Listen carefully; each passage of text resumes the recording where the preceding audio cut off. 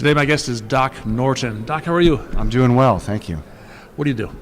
I am the CEO of CTO2. It's a process and leadership consultancy out of Chicago. Excellent. I heard a talk on leadership and just now. In fact, it was an interesting challenge for me because the title was something like "Don't measure velocity." Right. Agile metrics, velocity is not the goal. Velocity is not the goal. And that's interesting because I was a consultant for many years, and there were a lot of people that weren't measuring anything. Right. And I said, well, we got to measure something here. Let's measure velocity. Velocity is good. Sure.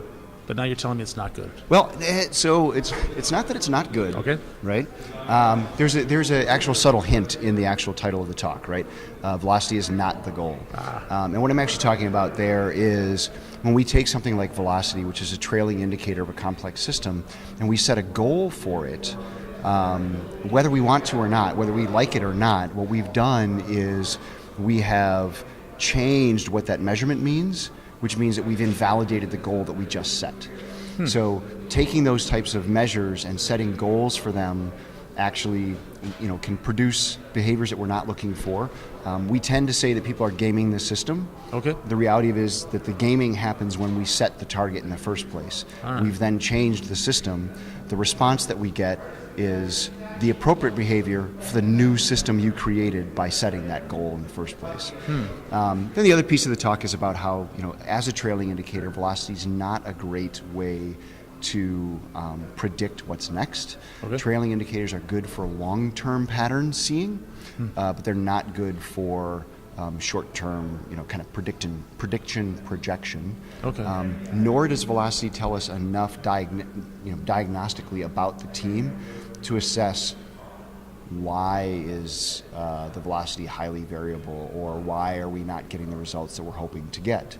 And so in the rest of the talk we talk about different metrics that you can measure that help you better understand throughput of the team, what's going on, flow of work, and actually addressing root cause issues that, once addressed, can help stabilize the team's throughput, the team's velocity.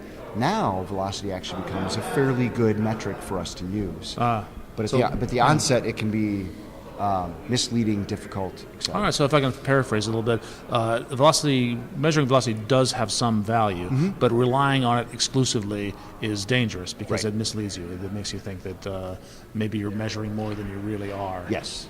Okay, so help us out. We should just define velocity first of all. Somebody threw that term out there. In this context of software development, Right. what is velocity? Right. So velocity in the context of software development, the typical description is some kind of work units over time. So, and I say work units because some teams measure in hours, some team measures in points, some Right. team measure in barnyard animals. I don't know, whatever. Yeah, right? features. And then unit of time is whatever. My favorite is lines of code written.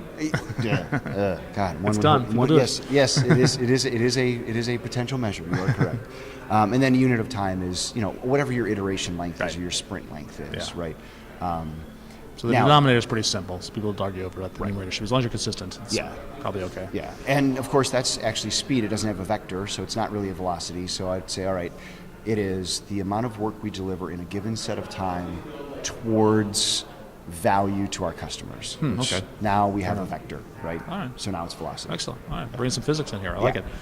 So that's not sufficient and potentially misleading. So potentially dangerous. What should we be measuring? So I would look at, and oftentimes what I do with teams is, let's look at the actual flow of work through the teams. Okay. A really simple way of doing that is to create a cumulative flow diagram. Cumulative flow diagrams, to produce them, it's pretty straightforward. At the end of every stand-up, right? So each day, you're going to take a measure of each of the lanes in your backlog. You're going to sum the number of points or units, whatever they are, and record that in a spreadsheet. And then what you want is a stacked area graph of that over time. And what you should see is the amount of work that's completed is growing over time. How much work is actually in development at any given time, how much work is actually in testing at any given time, and how much work is in the backlog, right? And what it shows us is the flow of work through the team. We can see what our cycle time is, how long it takes the team to actually develop a feature, what our lead time is, which is basically the time from, hey, wouldn't it be nice if, to, hey, ain't that nice, right? From concept to delivery. Okay. And that data helps us better understand what's going on in our environment. And with the cumulative flow, you can actually see where are the bottlenecks in your process, and you can hone in on those and fix them.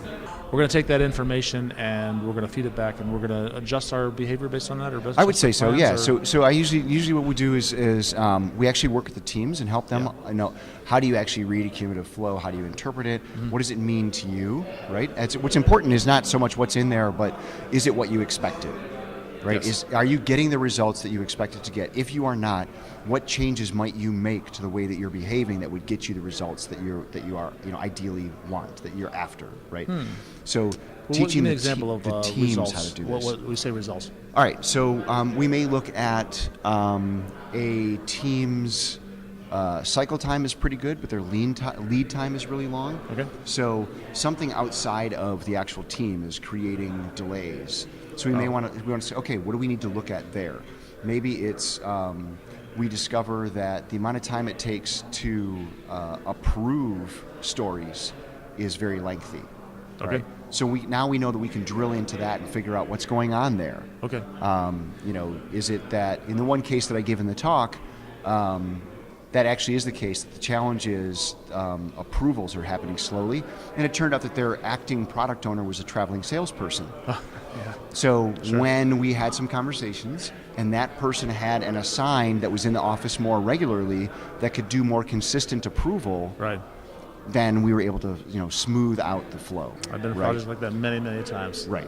We used to call it albatross management. Yes. Somebody swoops in Swoops like an in, out, yep, and makes a bunch of decisions, and then swoops away. back out again. Yes, exactly. Right. It may be something that's more specific to the team. What we may discover is we may want to look at our work in terms of classes of work. Right. So it turns out when we have iterations that have lots of bugs, versus iterations that don't have any, the flow looks different. Why is that? And we may be able to determine that, bugs have a certain flow, stories have a certain flow, but it helps us understand what's going on and decide if we need to make adjustments or not. I see. Okay. I noticed that one thing you were measuring was developer joy. Yes. I've never been in a place where anybody actually tried to quantify developer joy. Tell me about that. So we've done it through a couple of different means. We've used Corey Haynes has an app that he wrote a while ago called Mercury app. Okay. I know Mercury Corey. app He's does been on kind my of. show. He's a great guy. Yep. This does kind of micro survey type stuff. Asks you once a day or several times a day how you feel about a certain thing, right?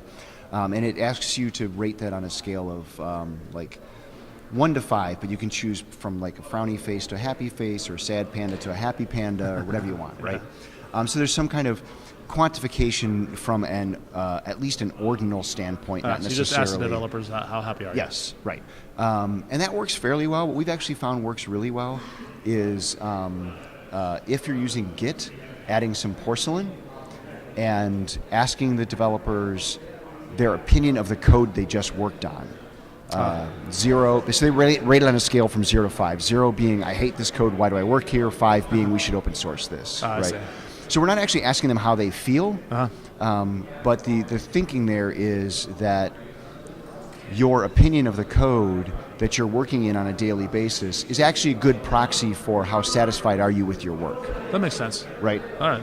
And what we found over time is that team joy can be a leading indicator. You'll actually see where joy goes down, and an iteration or two after that, you start to see quality going down. Interesting. Right. All right. So that's what you use with that, is to take measures. It's actually good. This is good for you guys to hear, you managers out there. Right. For happy developers are better developers. Are better developers. Yes, absolutely. And not just because they won't quit. Right. Yeah. No, they're actually doing better quality work. Absolutely. Yeah. And so there's a bit of a there's two elements there, right? One is that maybe we're not feeling as good about the code because we're noticing the quality is going down. Maybe the quality is going down because we're not feeling as good about the code. I'm not sure which is the is the actual cause, which is the effect. Yeah. But regardless, once we see that happening, there's a correlation. Right. We can actually, it's a good time to have a conversation about, hey, what's going on, what's happening. Maybe we should take a little bit of extra time to tidy this stuff up, so that in the next several iterations, we're not creating this we're not creating this like ongoing issue. Interesting. Yeah, that's I think it was Uncle Bob Martin who said that you can do it fast or you can do it well, but the best way to do it fast is to do it well. Yes, and yes. I think that's a paraphrasing of exactly what you're talking about. Yeah, and we've actually done, we've done studies now where we've looked at code coverage and code quality compared to velocity, and done actual, correlation diagrams, and are seeing it's not universal. I will admit that it's not universal, but we see quite often that higher quality code in terms of lower cyclomatic complexity and code with higher coverage, the teams are consistently able to deliver higher velocity. Right. So while at the onset it seems counterintuitive, the reality is higher quality code with better test coverage does actually result in faster overall. Certainly in the long run, no yes, question that's about exactly it. it. Yeah. Hacking together something without regard to quality is a short-term solution at best. Right. So when you're going into businesses and you're talking about this, what's the reception? Are people embracing this idea of measuring new things? A couple of them are new to me. They're a little bit radical. Yeah. So I'm fortunate in that when I go into these organizations, I'm being brought in because they're asking these types of questions. They want right? to think outside the box. Right, exactly. Okay. They want to know, they're looking at saying, hey, you know what we're doing isn't working for us. Okay. And that could be anything from, we just don't feel like we're delivering fast enough, which isn't a problem that I necessarily like to help, to solve, because Right. I like to solve that problem. It's a misarticulation of what's actually going on. Okay. The problem isn't speed of delivery. The problem is what's going on in the system that's resulting in this, you know what I mean? Yeah, absolutely. But some are a little more savvy, will bring us in and say, hey, we don't feel like our culture is quite what we're looking for.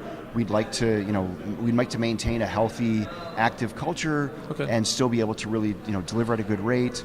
So a lot of times when we're brought in, they're asking these kinds of questions. They're much more receptive to these types of ideas. Not always. Okay. You will find folks in the organizations who, I've been doing this for 10 years, I have plenty of experience that says that, none of these things are of value. Sure. And we just, we work with when you're working with the people that didn't actually bring you in, that's a challenge. Right.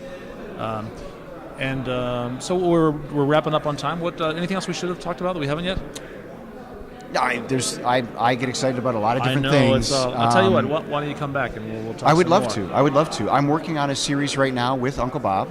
Yeah. Clean Coders. We're going to be launching a series fairly soon on technical debt.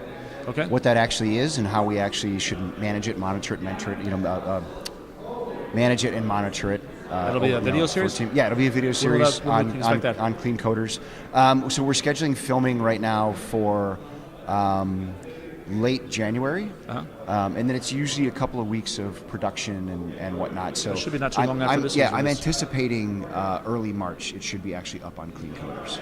At cleancoders.com. Yes, cleancoders.com. Yeah. And you have an online presence as well. I do. I'm Doc on Dev, like everywhere. Okay. Just all the things whack Doc on Dev, except for Google Plus. There I'm Doc. You still using Google Plus? There I'm Doc Norton. Well, no, not really. Okay. But yeah. So I'm pretty easy to find. Doc, thank you so much. Absolutely. Thank you. Really appreciate it.